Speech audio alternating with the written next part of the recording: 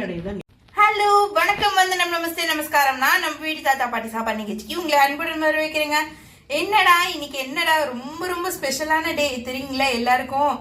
ஆமாங்க, இன்னைக்கான ஸ்பெஷல் டேக்காக நான் உங்களுக்காக ஸ்பெஷல் டிஷ்ஷு நான் செஞ்சு கொடுக்க போறேன். எல்லாருக்கும் நோம்புன்னு ஞாபகம் வரும். இன்னைக்கு நோம்பு, அதுவும் என்ன நோம்பு? காரடியா நோம்பு. காரடியா நோம்புனா என்ன ஸ்பெஷலாக வரும் உங்களுக்கு எல்லாருக்கும் தெரியும். சில பேருக்கு தெரிஞ்சிருக்கும், சில பேருக்கு தெரிஞ்சிருக்காது. என்னன்னு தெரியலையா? அதாங்க நம்மளோட நோம்படை. நம்ம விரதம் இருந்து அதுக்கப்புறமா இந்த நோம்படையை எல்லாருமே நம்ம ஆசையா உண்ற அந்த நோம்படை தான் இன்னைக்கு நான் உங்களுக்கு செஞ்சு காமிக்க போறேன். இன்னைக்கு பார்க்க போறது வெள்ளை அடைங்க. வெள்ளை அடை எப்படி பண்றதுன்னு நான் உங்களுக்கு இன்னைக்கு காமிக்கிறேன். அதுக்கப்புறம் நான் உங்களுக்கு கார அடையும் எப்படி பண்றது நான் உங்களுக்கு காமிக்கிறேன். ஸோ ரெண்டுத்தையும் எப்படி பண்ணுறது நான் உங்களுக்கு காமிக்கிறேன். எப்படி பண்ணான்னு நான் உங்களுக்கு செஞ்சு காமிக்கிறேன். அதை பார்த்துட்டு நீங்களும் உங்கள் வீட்டில் செஞ்சு கொடுங்க. உங்கள் வீட்டில் சின்னதுலேருந்து பெரியவங்க வரைக்கும் செம்மையாக சாப்பிட்றதுக்கான டிஷ்ஷு தான் இது. பார்க்கலாமா? வாங்க. நான் இன்னைக்கு பண்ண போகிறது வெள்ளை அடைக்கான இது தேவையான பொருள் பார்த்தீங்கன்னா பச்சரிசி. இந்த பச்சரிசி நான் எடுத்திருக்கேன். ஆல்ரெடி பார்த்தீங்கன்னா நான் இந்த பச்சரிசி எடுத்து களைஞ்சி அலம்பி ஊற வச்சுருக்கேன். இப்போ பார்த்தீங்கன்னா நல்லா தண்ணி வடித்து வச்சுருக்கேன். இந்த மாதிரி நல்ல தண்ணி வடித்து நீங்கள் ட்ரையாக வச்சுக்கணும். எப்போதுமே இது நம்ம அடைக்கு செய்யும்போது நல்லா உங்களுக்கு இந்த மாதிரி இருக்கணும். கொஞ்சம் கூட இதாக இருக்கக்கூடாது, தண்ணியாக இருக்கக்கூடாது, கொசன்னு இல்லாமல் இதை நல்லா ஒரு உலர்த்தி நீங்கள் ஒரு வெள்ளை துணியில் போட்டு இதை நல்லா உலர்த்தி எடுத்து கூட நீங்கள் எடுத்து வச்சுக்கலாம். இந்த அரிசியை ஒரு 4 மணி நேரத்துலேருந்து 5 மணி நேரம் ஊற வச்சிங்கன்னா நல்லா மாவாக வரும் உங்களுக்கு மையா. ஸோ இதை நல்லா காய வச்சு ஒரு தடவை நல்லா அரைச்சிருவோம். அரைச்சிட்டேன்னா இந்த மாதிரி அரைச்சிட்டோம்னா உங்களுக்கு இந்த மாதிரி பக்குவத்தில் வரும். அதை நல்லா சலிச்சு எடுத்துக்கணும். சலிச்சு எடுத்துட்டிங்கன்னா உங்களுக்கு இந்த பக்குவத்தில் வரும். இந்த மாவு பாருங்கள் எவ்வளோ நைஸாக வந்திருக்குன்னு. இந்த மாதிரி உங்களுக்கு நைஸாக வரும். ஸோ இந்த பக்குவத்தில் நீங்கள் எடுத்து வச்சுக்கோங்க. இப்போ அந்த ஈரரிசி மாவை நம்ம சலிச்சு வச்சுருக்கோம் பார்த்தீங்களா, அதை ஒரு வானிலையில் போட்டு நல்லா இதை வறுத்துக்கலாம். லைட்டாக வருங்க, ரொம்ப ப்ரௌனாக வறுத்துறாதீங்க, அப்புறம் நல்லா இருக்காது. இது கொஞ்சம் நல்லா வறுத்துட்டு உங்களுக்கு கரெக்டாக இருக்கான்னு பக்குவத்துக்கு நீங்கள் என்ன பண்ணுங்கள், இதை பிடிச்சி அப்படியே ஒரு இது இப்படி போடுற மாதிரி நீங்கள் எடுத்து நம்ம கோலம்லாம் போடுவோம் பார்த்தீங்களா, அது மாதிரி கோலமாவு மாதிரி போட வருதான்னு பாருங்கள். அப்படி போட வந்துருச்சுன்னா இது கரெக்டான பக்குவம் நம்மளுக்கு ரெடி ஆயிடுச்சுன்னு அர்த்தம். ஸோ அதளவுக்கு நம்ம வறுத்து வச்சுக்கணும். ஆக்சுவலி பார்த்தீங்கன்னா இந்த காரடையா நோம்புக்கு ஒரு பெரிய பெரிய பெரிய ஸ்டோரி ஒன்று உண்டு. ஆனால் நம்ம அந்த டைம் இல்லை, அதனால நான் உங்களுக்கு ஷார்ட் அண்ட் ஸ்வீட்டாக நான் உங்களுக்கு சொல்கிறேன். இந்த காரடையா நோம்பு நம்ம முன்னாடி மூதாதையவர்கள்லேருந்து நம்ம இப்போ வரைக்கும் நம்ம இதை கொண்டாடிட்டு இருக்கோம். கதை பார்த்தீங்கன்னு வச்சுக்கோங்க, எப்போ ஸ்டார்ட் ஆகும்னா நம்ம மகாபாரத்திலே இந்த கதையை புராண காலத்தில் இந்த கதையை பற்றி நம்ம சொல்லியிருக்காங்க. அது எப்படின்னா ஒரு தடவை திரௌபதி இந்த விரதம் இருக்கும்போது அப்போ மார்க்கண்டேய முனிவர் இது கேட்டாங்க, நீங்க எதுக்கு இந்த மாதிரி பண்றீங்கன்னு. அப்ப மார்க்கண்டேய முனிவருக்கு விளக்கமாக கூறினது தான் இந்த கதை ஆரம்பிச்சது. மத்திர நாட்டுன்னு ஒரு நாடு இருந்துச்சு. அந்த நாட்டுக்கு மன்னராக அசுபதின்னு சொல்லிட்டு ஒருத்தர் இருந்தாரு.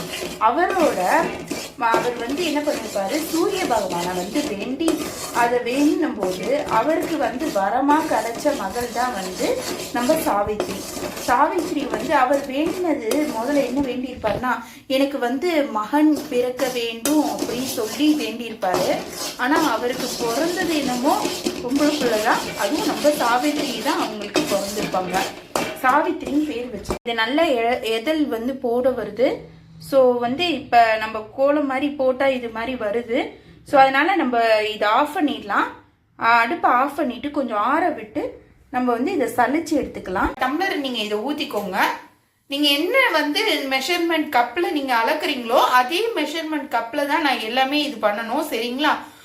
ஸோ நீங்கள் என்ன மெஷர்மெண்ட் நீங்கள் வச்சு அளக்குறீங்களோ அதே மெஷர்மெண்ட் கப்பில் நீங்கள் எல்லாத்தையும் அளந்துக்கோங்க. இந்த தண்ணியில் என்ன பண்ணுங்க, நான் ஒரு 4-5 ஏலக்காய் இது பண்ணி வச்சுருக்கேன், பொடி பண்ணி அதை அப்படியே இதில் போட்டுக்கலாம். நான் காராமணி ஊற வச்சு எடுத்து வச்சுருக்கேன். இது ஊற வச்சு ஒரு வறுத்துட்டு அதுக்கப்புறமா என்ன பண்ணுங்க, நல்லா வேக வச்சு ஒரு 2-3 விசில் நல்லா இது கொஞ்சம் ஓரளவுக்கு நல்லா வேகிற அளவுக்கு விசில் விட்டு எடுத்து வச்சுக்கோங்க. இது உங்களுக்கு வேகிற பக்குவம் பொறுத்து தான். உங்களுக்கு அது கூட குறைச்ச வந்து விசில் பொறுத்து இருக்குது.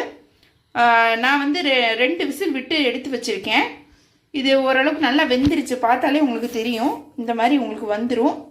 ஸோ இப்படி இந்த பாருங்கள், இப்படி நச்சாலே இதாயிரும் உங்களுக்கு.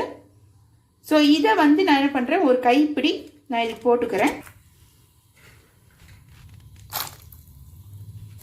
ஒரு அரை மூடி தேங்காய் திருவல் போட்டுக்கோங்க இதில். ஸோ அதே டம்ளரில் என்ன பண்ணுங்க, ஒரு 3/4 டம்ளர் அந்த இதில் வெல்லத்தை நல்லா பொடி பண்ணி வச்சது வெல்லத்தை நான் இதில் போட்டுக்கிறேன்.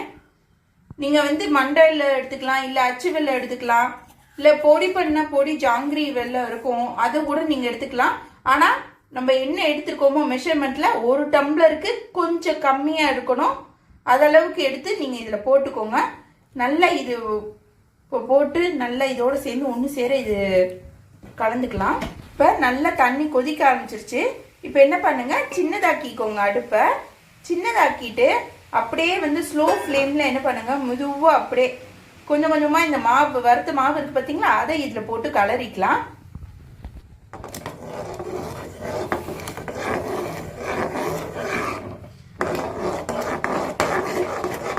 ஸோ இது கைவிடாமல் நல்லா கலரிடுவோம். இது நல்லா இந்த மாதிரி கெட்டியாக வந்துடும், உங்களுக்கு கலரி வந்துடும். ஸோ இந்த மாதிரி கலரி வச்சுக்கோங்க, ஒட்டாமல் இருக்கும் உங்களுக்கு. அடியில் சுருண்டு அப்படி நிற்கிது பார்த்தீங்களா, இந்த மாதிரி வச்சுக்கோங்க. ஒரு 2 நிமிஷம் விட்டிங்கன்னா அந்த மாவு இதோட பக்குவமாக வெந்துடும். பண்ணுங்க, அப்படியே ஒரு ஸ்பூன் நெய் ஊற்றிக்கோங்க. இது நீங்கள் கலரும் போதும் நீங்கள் ஊற்றிக்கலாம், இல்லைன்னா நீங்கள் வந்து கடைசியாக இதை ஊற்றினீங்கன்னா கூட இது நல்லா வாசனையாக இருக்கும். இப்போ என்ன பண்ணுங்க, இது நல்லா வந்து நம்மளோடது உங்களுக்கு பார்த்தீங்கன்னா இந்த பக்குவம் வந்துருச்சு. இப்போ அடுப்பை அணைச்சிட்டு கொஞ்சம் நெய்யை வந்து கையில் தொடவிட்டு நம்ம இது வந்து நம்ம வந்து இந்த மாதிரி தட்டி தட்டி வச்சுக்கலாம். இந்த இது பண்ணும்போதே சைடில் என்ன பண்ணுங்க, இட்லி பானையில் நல்லா கொஞ்சம் தண்ணி வச்சுக்கோங்க. நல்லா இது வந்து கொதிச்சு வரட்டும். இந்த மாவு என்ன பண்ணுங்க, இந்த மாதிரி நல்லா உருட்டி உருட்டி இந்த மாதிரி தட்டையாக தட்டிட்டு ஓட்டை நடுவில் போட்டுடணும். இந்த மாதிரி ஓட்டையாக போட்டுக்கோங்க. நீங்கள் கிட்டத்தட்ட வடைக்கு நம்ம பண்ணுவோம் பார்த்தீங்களா, அது மாதிரி நம்ம வந்து எப்படி வந்து சப்பாத்தி மாவு மாதிரி நல்லா உருட்டிக்கணும். உருட்டிட்டு இந்த மாதிரி இந்த இது தட்டி தட்டி வைக்கணும். இது இந்த மாதிரி நான் வந்து இது எல்லாத்தையும் இப்படி பண்ணி வச்சுருக்கேன். இந்த டோ ஃபுல்லாக இந்த மாதிரி பண்ணி வச்சுருக்கேன். முதல்ல மாவை வந்து நல்லா எண்ணெயோ கையில் நெய்யோ ஏதாவது இப்படி பண்ணி உருட்டி இந்த மாதிரி வச்சுக்கோங்க. இந்த மாதிரி மாவு உருட்டி வச்சுக்கோங்க. உருட்டினதை அப்படியே வந்து ஒரு தட்டிக்கோங்க. தட்டிட்டு நடுவில் ஒரு இது ஓட்டை மாதிரி போட்டு இந்த மாதிரி வச்சுக்கோங்க.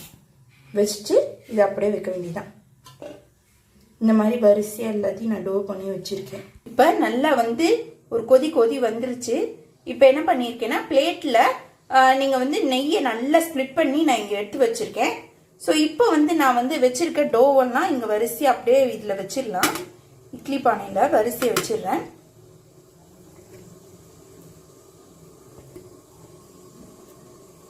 நீங்கள் வந்து இது வச்சாலும் சரி, இல்லை ஸ்டீமரில் வச்சாலும் சரி, நீங்கள் எதில் வேணாலும் வச்சுக்கலாம். இந்த மாதிரி நீங்கள் வச்சுட்டு இதை நம்ம மூடிடலாம். மூடிட்டு இது ஒரு 2 நிமிஷத்துலேயே இது உங்களுக்கு நல்லா வெந்துடும். நீங்கள் அப்படி சப்போஸ் வேகலைன்னு மாதிரி தோணுச்சுன்னா ஒரு 5 நிமிஷம் வச்சுக்கோங்க. 5 நிமிஷத்துலேயே நல்லா வெந்துடும் உங்களுக்கு. நம்ம என்ன பண்ணிடலாம், கார அடைக்கு நம்ம பார்த்துடலாம். என்ன பண்ணுங்க, ஒரு வானிலையில் கொஞ்சம் வந்து தேங்காய் எண்ணெய் ஊற்றிக்கோங்க. நான் இன்னைக்கு தேங்காய் எண்ணெய் எடுத்திருக்கேன். நீங்கள் நல்லெண்ணெய் வேணாலும் யூஸ் பண்ணிக்கோங்க, இது உங்கள் டேஸ்ட்டை பொறுத்து. இப்போ பாருங்கள், தேங்காய் எண்ணெய் நல்லா காஞ்சதும் ஒரு ஸ்பூன் கடுகு போட்டுக்கோங்க. கடுகு நல்லா வெடிக்கிட்டோம். கடுகு வெடித்ததும் ஒரு ஸ்பூன் கடலைப்பருப்பு, ஒரு ஸ்பூன் உளுத்தப்பருப்பு எடுத்து வச்சுருக்கேன். இது வெடித்ததும் இதில் போட்டுடலாம். இப்போ நல்லா வெடிச்சிருச்சு. இப்போ நம்மளோட கடலைப்பருப்பு உளுத்தப்பருப்பு இதில் போட்டுடலாம். ஒரு ஸ்பூன் போட்டுக்கோங்க. இப்போ ஒரு ஸ்பூன் பெருங்காயம் போட்டுக்கோங்க.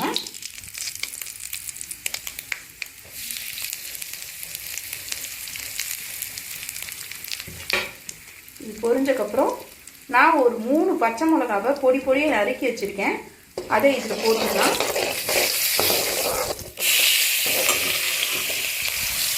அப்புறம் தேவையான அளவு கருவேப்பிலை போட்டுக்கோங்க. இப்போ நான் வந்து ஒரு மூடி தேங்காய் வச்சுருக்கேன் துருவி, அதை இதில் போட்டு நல்லா இது பண்ணிடுங்க, கலரிக்கோங்க. இப்போ நல்லா ஒரு வதக்கலாம்.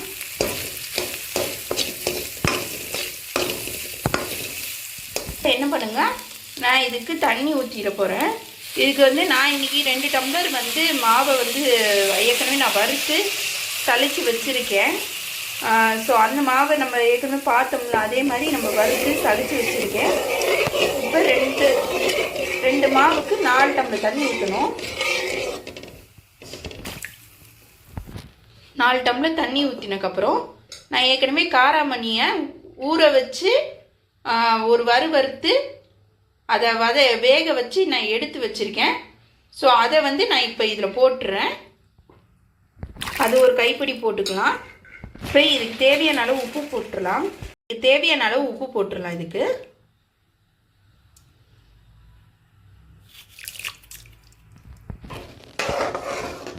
ஒரு கலரிட்டு என்ன பண்ணுங்க, இது நல்லா ஒரு கொதி வரட்டும். வந்ததுக்கப்புறம் நம்ம வறுத்து வச்சுருக்க மாவு இருக்குது பார்த்தீங்களா, அதை போட்டுடலாம். இதே டைமில் நம்ம கதையை நம்ம பாதியிலே விட்டோம்ல, அது பாருங்க. அதாவது இந்த பக்கம் பார்த்தீங்கன்னா அதே டைமில் சல்வா நாட்டு மன்னன் தூய்மை செய்வன் அப்படிங்கிறவர் என்ன பண்ணார்னா, அவர் நாட்டை வந்து எதிரிகள் படையெடுத்து வந்தனால அந்த இழந்து போனார். அந்த நாட்டை விட்டு வந்து காட்டு பகுதியில் அவரோட மனைவி, அவரோட பையன் எல்லாருமே சேர்ந்து காட்டுக்கு வந்து காட்டில் வசிச்சுட்டு வாழ்ந்துட்டு இருந்தாங்க. அந்த பையனோட பேர் தான் என்ன பண்ணுறாங்க, சத்தியவான். அவரோட பையன் பேர். அவர் தான் நம்மளோட கதைக்கான ஹீரோ. அவர் தான் வந்து என்ன பண்ணுறாரு, அவரோட அப்பா அம்மாவை நல்லா பத்திரமா பார்த்துக்கிட்டு அந்த காட்டு பகுதியில் அவர் வசிச்சுட்டு வந்துருக்காங்க.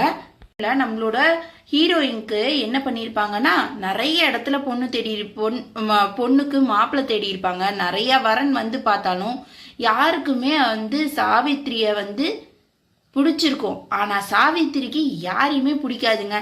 இதுதான் ட்விஸ்டே. அவங்க என்ன பண்ணுவாங்க, அந்த காலத்துலேயே அவங்க அப்பா கிட்ட சொல்லி, எனக்கு எந்த பையனும் பிடிக்கலப்பா, எனக்கு வேற யாரா நல்ல பையனா எனக்கு வேணும்னு. அவரும் நல்ல மனுஷனா இருந்திருக்காரு, நீ யாரை மணக்கிறியோ அவங்களே உனக்கு மணவாளனா நான் உங்களுக்கு கல்யாணம் பண்ணி வைக்கிறேன்னு சொல்லிட்டு அவங்களும் சொல்லிட்டாங்க. உடனே அவரும் ஊரா அவங்களும் தேடி பார்த்துட்டு கடைசியில் அவங்களுக்கு ஒரு பழக்கம் இருக்குது. அவங்களுக்கு வந்து எப்போ பார்த்தாலும் இந்த ஃப்ரெண்ட்ஸோட காட்டுக்குள்ளே போயிட்டு காட்டுக்குள்ளே சுற்றி பார்க்குற ஒரு வழக்கம் இருக்குது. அது மாதிரி காட்டுக்குள்ளே சுற்றி பார்க்கும்போது தான் நம்மளோட ஹீரோ தான் நம்ம காட்டுக்குள்ளே ஏற்கனவே இருக்காரு. அதனால அவரை பார்த்தோன்னு கண்டதும் காதல், அப்படியே வந்து இந்த இதில் சொல்லுவாங்க பார்த்தீங்களா, அது மாதிரி சாவித்ரி வந்து சத்தியவானை பார்த்தோன்னா ரொம்ப பிடிச்சி போய் அவங்க 2 பேரும் கல்யாணம் பண்ணி அவங்க 2 பேரும் சந்தோஷமா இருந்தாங்க. கொதிச்சிருச்சு இருந்தது. இப்போ இந்த மாவை வந்து இதில் போட்டு நல்லா கலந்துக்கோங்க. கைவிடாமல் நல்லா கட்டி தட்டாமல் கலரிக்கோங்க. இது நல்லா கலரிட்டிங்கன்னா அது ஒழுங்கா வரும். இது ஒரு கலரிட்டு நல்லா இப்படி பக்குவம் வந்தோடனே அப்படியே வந்து இதை கொஞ்சம் சிம்மில் வச்சு அப்படியே மூடி கொஞ்ச நேரம் கழிச்சு அணைச்சிடலாம்.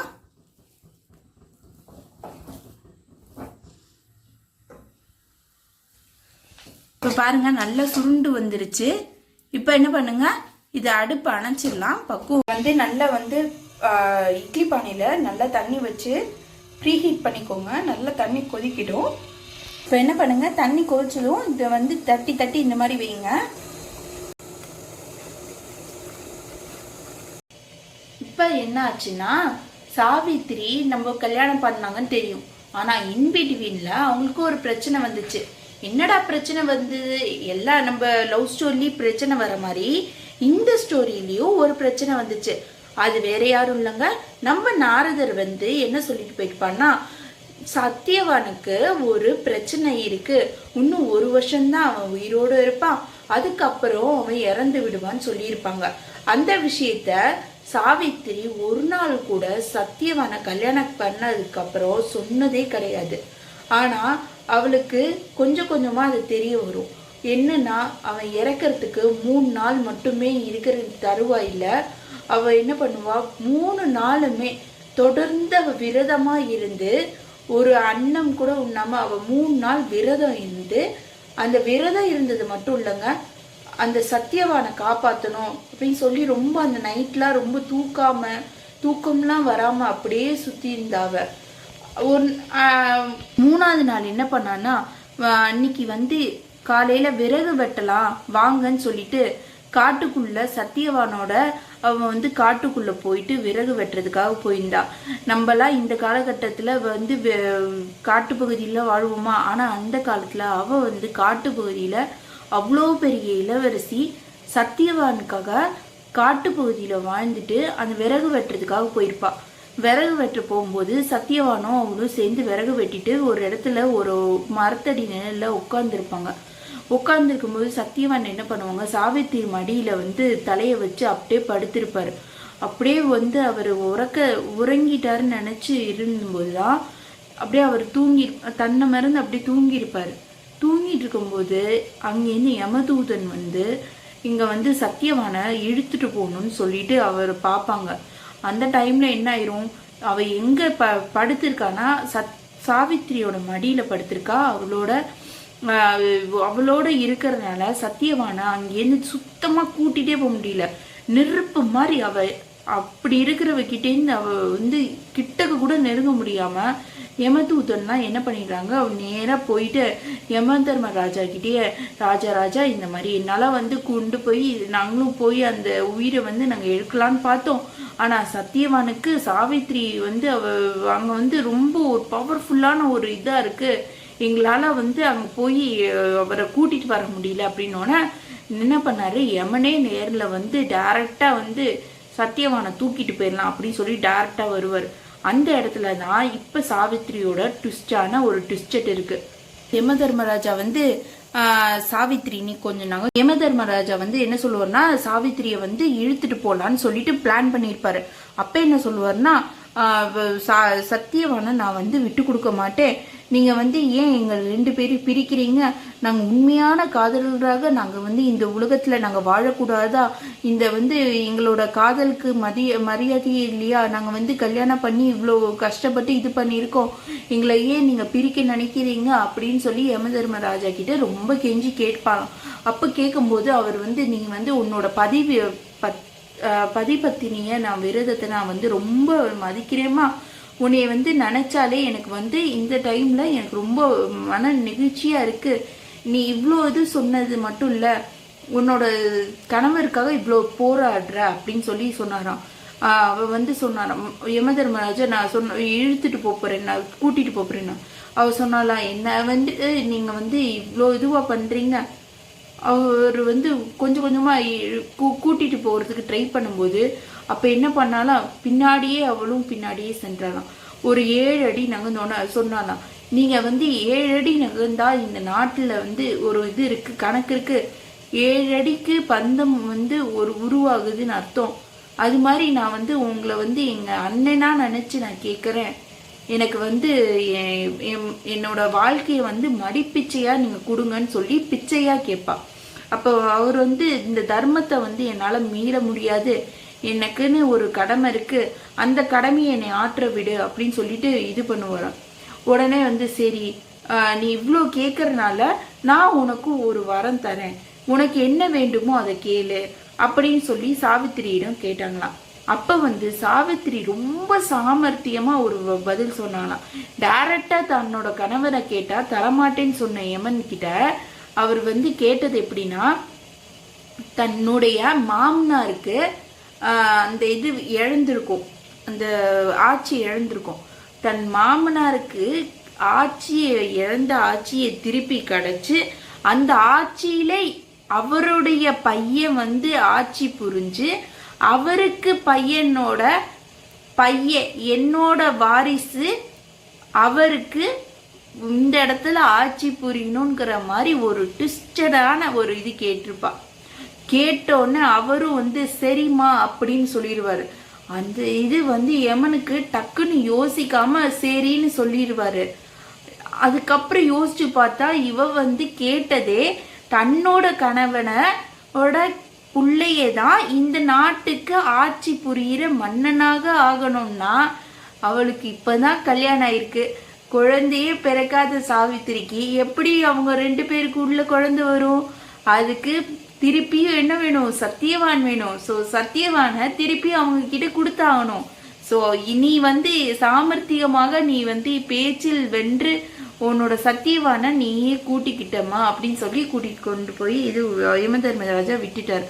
இவங்களுக்கும் கொஞ்ச நேரம் கழிச்சு இவங்க வந்து சாவித்திரியும் சத்தியவானும் காட்டுக்குள்ள வந்து அவர் வந்து ரொம்ப நேரம் தூங்கிட்டோம் போலக்கு அப்படின்னு சொல்லி சத்தியவான் வந்து அந்த உயிர் பெற்று திருப்பி வந்தோன்னே சாவித்திரியிடம் ஐயோ நான் ரொம்ப நேரமா தூங்கிட்டேனா, ரொம்ப நேரமா காட்டிலே இருக்கோமா, நான் என்னையே மறந்து நான் தூங்கிட்டேன் அப்படின்னு சொன்னோன்னே சாவித்திரி வந்து இல்லை எந்த இதுவும் இல்லை, பிரச்சனையே இல்லை, பரவாயில்ல வாங்க அப்படின்னு சொல்லி அவளை வந்து உயிரை வந்து மீட்டு கொண்டது வந்து தெரியாம வந்து சாவித்திரியிடம் வந்து அவன் என்ன நினைச்சுப்பானா, தூங்கிதான் ரொம்ப நேரமா இருந்துட்டோம் போலக்கு அப்படின்னு நினைச்சிருப்பான். அதுக்கப்புறம் அவன் கணவரிடமும் அவன் வந்து எந்த இதுவும் சொல்லாம தான் வீட்டுக்கு திருப்பி அந்த காட்டுல அந்த வீட்டு வச்சிருப்பாங்க பாத்தீங்களா, அவங்க குடியிருக்கிற இடத்துக்கு அவங்க போனோன்னே அந்த இடத்துல தன்னோட மாமனாருக்கு அந்த இது ஆட்சி பறி போயிருந்தது பார்த்தீங்களா, எதிரியால சூழ்ச்சி செஞ்ச ஆட்சி பறி போயிருந்த இடத்துல திருப்பி அவங்க அரசவையில் இருந்த எல்லா மந்திரியும் வந்து அந்த அரசரை வந்து திருப்பி வந்து நாங்கள் வந்து தவறாக இது பண்ணிட்டோம் அப்படின்னு சொல்லி அவங்களாம் மன்னிப்பு கேட்டு திருப்பி அவங்களோட ஆட்சியை திருப்பி புழிய வச்சு சத்தியவாணியை வந்து அவனோட அரசவையில் இளவரசராக இது அமர்த்திட்டாங்க. ஸோ இதுலேருந்து என்ன புரியுது, ஸோ அந்த காலத்தில் பார்த்தீங்கன்னா பெண்கள் வந்து தன் கணவனுக்காக அவ்வளோ போராடி எம்மன்கிட்ட கூட சண்டை போட்டு எடுத்து கூட்டிட்டு வந்தாங்க அப்படின்னு தெரியுது. ஆனால் இப்போ இருக்கிறவங்கலாம் வந்து அந்த மாதிரி இருக்கீங்களான்னு எனக்கு தெரியல. இப்போ இருக்க பொண்ணுங்களாம் வந்து நாள் பசங்களை பார்க்குறோமா, டேட் மீட்டிங்கு, சேட்டிங்கு, டேட்டிங்கு, அப்புறம் பிரேக்கப்பு, இப்படி தான் வந்து ஆயிட்டு இருக்கு. அப்படி இல்லாமல் நவீன காலத்துலேயும் சாவித்திரியும் சில பேர் இருக்காங்க. அந்த சாவித்திரி மாதிரி இருக்கிற பொண்ணுங்களுக்கு சத்தியவான் மாதிரி ஒரு பையன் கிடைக்கும்போது வேற லெவலில் இருக்கும். அந்த சத்தியவான் சாவித்திரியாக நீங்கள் எப்பொழுதும் இருக்கணும்னு நினச்சிங்கன்னா இதை வந்து இந்த இதை வந்து விரதம் இருந்து இந்த இதை வந்து கடைப்பிடிச்சி நீங்களும் உங்களோட சத்தியவானை வந்து எப்பொழுதுமே உங்கள் கையிலே வச்சுக்கிற மாதிரி இருக்கணும்னு ஆசைப்பட்டீங்கன்னா மறக்காமல் இந்த விரதம் இருங்க. விரதம் இருந்து அதுக்கு தான் வந்து இதுக்கு ஒரு பாட்டே பாடுவாங்க அந்த காலத்துலேருந்து. இதை வந்து உருகாத வெண்ணையும் ஓரளவு என் கணவனை நான் தெரியாமல் இருக்க வேண்டும் என்று வரமேண்டி நான் உன்னை கேட்டுக்கொள்கிறேன் என்று சொல்லி இந்த வந்து பாடலை பாடி நம்ம வந்து அன்னைக்கு தினத்துல இந்த காரடைய அடைய வந்து நம்ம வந்து சாமிக்கு முன்னாடி வந்து படைச்சு அதுக்கு வந்து இருக்க வேண்டும் என்று வரமேண்டி நான் உன்னை கேட்டுக்கொள்கிறேன் என்று சொல்லி இந்த வந்து பாடலை பாடி நம்ம வந்து அன்னைக்கு தினத்துல இந்த காரடைய அடைய வந்து நம்ம வந்து சாமிக்கு முன்னாடி வந்து படைச்சு அதுக்கு வந்து வெத்தலை, பாக்கு, பழம், பூ, தேங்காய் அதுமோட சேர்ந்து மஞ்சள் கயிறில் நீங்கள் வந்து மஞ்சள் கலரில் ஒரு கயிறு இருந்தாலும் சரி, இல்லை உங்களுக்கு வீட்டில் வந்து மஞ்சள் கலரில் கயிறு எதுவும் இல்லைன்னா ஒரு வெள்ளை கலரில் கயிறு இருந்துச்சுன்னா அதில் மஞ்சள் தடவி பூ வச்சு அதில் வந்து உங்களுக்கு வேண்டிய பொட்டு, குங்குமம், சந்தனம் எல்லாம் விட்டு நீங்கள் வந்து அந்த அடையை வந்து வச்சு அதோட இலையில வந்து அடைய வச்சு வெண்ணையும் அடை அதுக்கப்புறம் இந்த பூ பழம்லாம் வச்சு சாமி கிட்ட வேண்டி இந்த பாட்டை பாடி அந்த இதை வந்து கயிறை வந்து உங்கள் கழுத்தில் கட்டிப்பாங்க. ஸோ இது வந்து எல்லா கல்யாணம் ஆன பெண்களும் இதை வந்து கட்டிப்பாங்க. இது கல்யாணம் ஆகிறதுக்கு முன்னாடி இருக்கிற பெண்களை அவங்க வந்து அவங்க கையில் கட்டிப்பாங்க. சில பேர் கயிறை வந்து கழுத்தில் கட்டிப்பாங்க. ஸோ அது அவங்கவுங்க வீட்டு வழக்கப்படி அவங்க கட்டிப்பாங்க. ஸோ இந்த இது வந்து ஒரு நல்ல கணவன் கிடைக்கணும், அவருக்காக நம்ம நல்லா வந்து ஒரு இருக்கிற கணவனை நம்ம இழந்துடக்கூடாது, அவர் வந்து ஆயுஸ் 100 இருக்கணும் அப்படின்னு சொல்லி வேண்டி வரம் கேட்டு வேண்டுறது தான் இந்த சத்தியவான் சாவித்திரியோட விரதத்தோட முழு அர்த்தம் இதுதான். ஸோ இந்த கதையை நான் உங்களுடன் பகிர்ந்ததில் எனக்கு ரொம்ப சந்தோஷமாக இருக்குது. நீங்கள் இந்த மாதிரி மேலும் இந்த மாதிரி வேணும்னு நினச்சிங்கன்னா என்ன பண்ணணும், மறக்காம நம்ம வீட்டு தாத்தா பாட்டி சாப்பாடு நிகழ்ச்சியை மறக்காம சப்ஸ்கிரைப் பண்ணுங்க, லைக் பண்ணுங்க, ஷேர் பண்ணுங்க. அந்த கமெண்ட் செக்ஷன்ல நெக்ஸ்ட் என்ன வீடியோன்னு சொல்லிட்டு என்ன கமெண்ட் பண்ணுங்க. நான் உங்களோட நெக்ஸ்ட் வீடியோல சந்திக்கிறேன். பாய்.